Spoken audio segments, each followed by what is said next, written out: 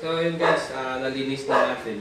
So actually, ito, kasi na-cut kanina yung video, hindi pala na-record. So ito na yung, dito pumunta yung na-squeeze na kalamansi.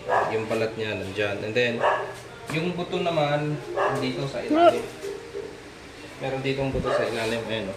Yun, sa ilalim. Then ito naman yung extra. Concentrate. So ito i-on natin ulit para makita nyo yung kung paano siya nadudurog.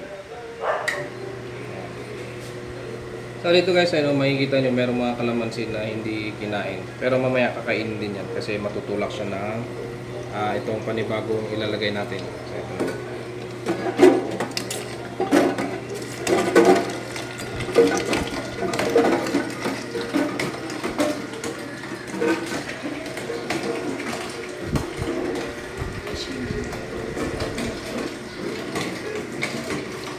Ayan, kuha tayo ulit.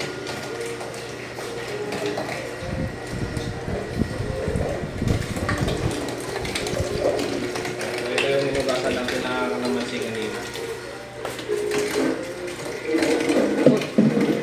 Ulog tayo.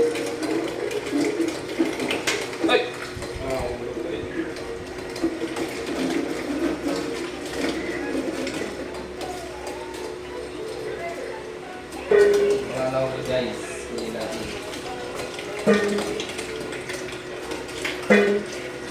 So, ito yung papakita ko. So, meron dito na ito, paano siya nalalaglag. Ayan, so malapit na siyang mapuno. So, kailangan nating tanggalin. Wait lang.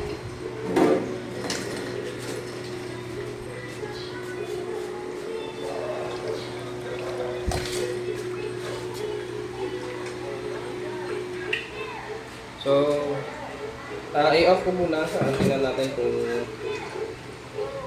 gaano karami yung na-extra na kalamansi. Shake-shake natin para masala pa rin yung iba. Baliktad ko lang dapat. Actually, first trial ko lang din. Ito guys. Dito sa kanan.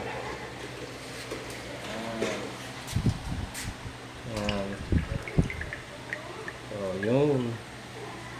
So mamaya itutuloy namin yung pag-squeeze ng kalamansi. So itapon muna namin sa lalagyan yung mga balat. So